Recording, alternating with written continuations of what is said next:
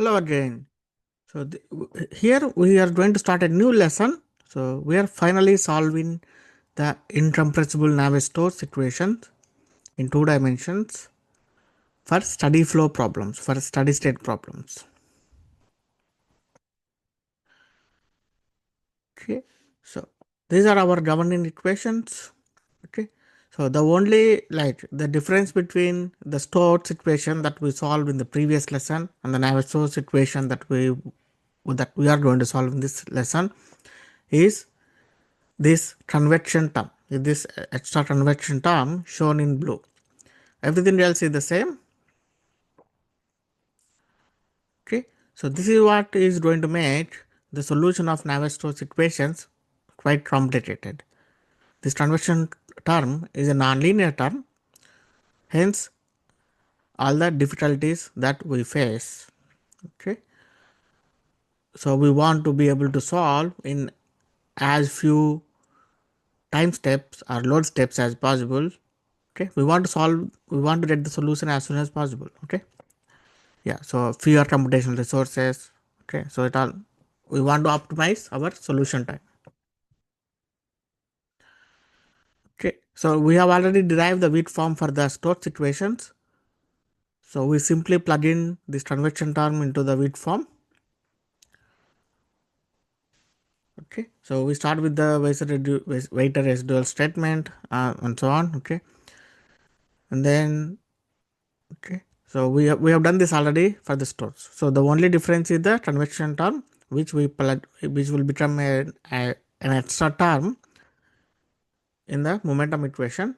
Okay, so this is our residual, and these are the terms from the diffusion equation, and this is the extra term for the Navier-Stokes coming from the convection term. Okay, so this is the weak form,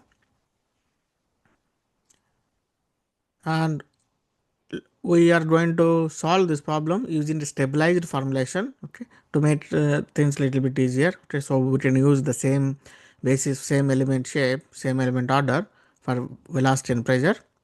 Okay, so we are going to use the stabilized formulation. So what is the difference here? So we have this extra term here. Okay, so that we need to retain even in the stabilization. Okay, in the stabilization. Now note that here we don't apply again any divergence theorem or anything, so we keep the convection term as it is. Okay,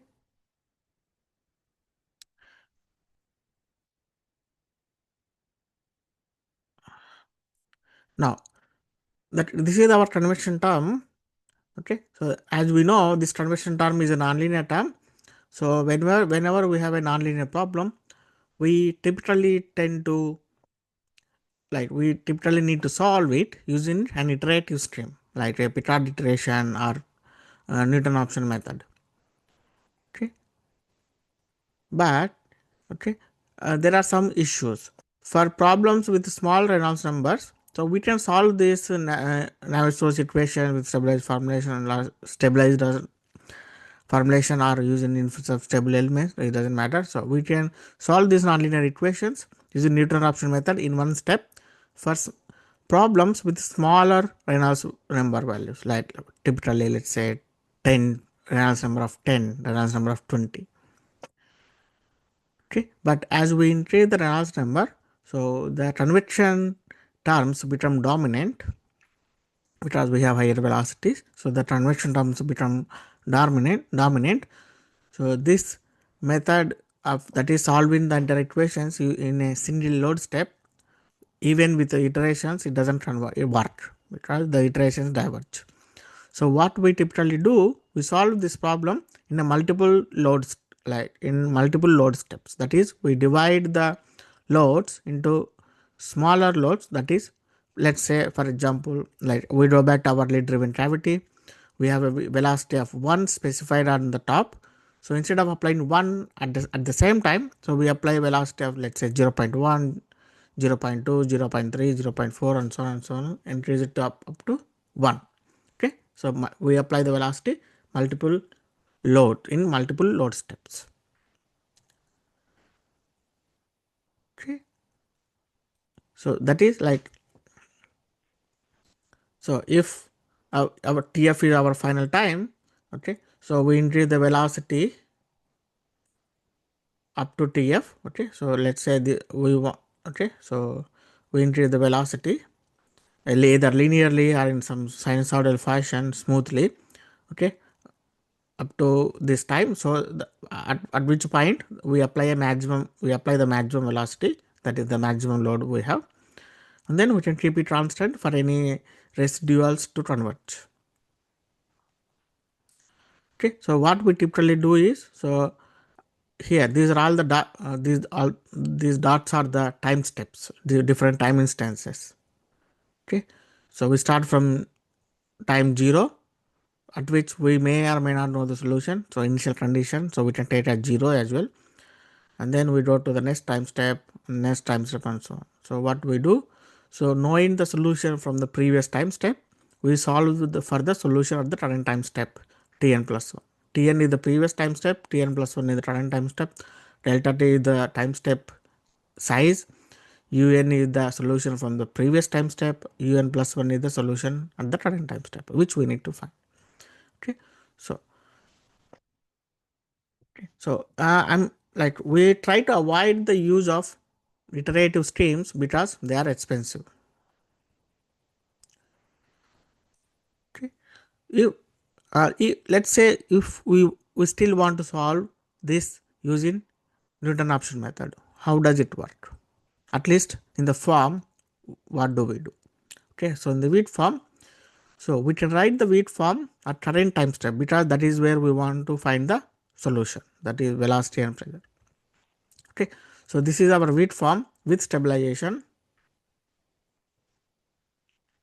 Okay, so just again a note, so we should like, typically people write it with like summation over elements and integral over element, because the uh, stabilization is applied over the elements separately, but for the sake of simplicity I just write it like this. Okay, so this is our Wheat form. We write it at the time step, at the current time step n plus 1. Okay, so here we have un plus 1, un plus 1, n plus 1 and pn plus 1, force at n plus 1.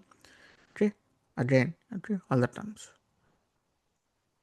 Okay, now here this is the convection term, which is because we have the velocity twice, so this is a quadratic term. Okay, so it is a nonlinear term, we need the iterative stream. Okay, we can solve it until convergence in multiple load steps as well, but we want to avoid iterative streams because they are expensive. So at each load step we have to solve at least 3-4 iterations. Okay, it becomes expensive when we solve with 3D problems. Okay, so we try to reduce the computational cost. So what can we do? We can approximate the convection term. Okay, for example, so instead of taking this fully nonlinear version, we can approximate it like this. So I'm denoting the different types of approximations as type 1, type 2, type 3, so that it would be easier to discuss and implement them. Okay, so here what I'm doing, so instead of n plus 1, I'm taking n. So un dot del multiplied by un. So since un is the known velocity in the previous time step, we can easily calculate this term. And this term goes into the right hand side because we know its value. And in the second type, so instead of taking both at n, we take only this velocity. Let's call this is convective velocity. Okay, so we take only the convective velocity from the previous time step. So this velocity remains at n plus 1. Okay, so this is a linear term, so we don't need any nonlinear iterative streams. Okay, and the third option is to improvise the convection velocity to make a better approximation. Okay, so this is one of the widely used term for convection velocity. This gives typically second order accuracy if we are solving time dependent flows. Okay, so here instead of un plus 1, so we are approximating the convection velocity as 2un minus 2 minus un n minus 1. This is the velocity at n minus 1 time step. Okay, so n plus 1 now, n previous, n minus 1 previous to n. Okay, so like this we can devise these three types of approximations. These are all linear approximations. Okay, so all linear, so all yield linear equations, so no need for iterative solvers. But the disadvantage is they pose convergence issues. Okay, but before we discuss convergence issues and all, okay, so let us implement one scheme and see like what we mean by convergence issues and all. Okay, so the coding part will be in the next part. Okay, so we test the implementation by making use of this this example of lead driven gravity, which is one of the widely used example for testing incompressible flow problems, and we solve this for a Reynolds number of 1000, which is not a small or large, which is in medium range, moderate range, and it helps us identify a few issues.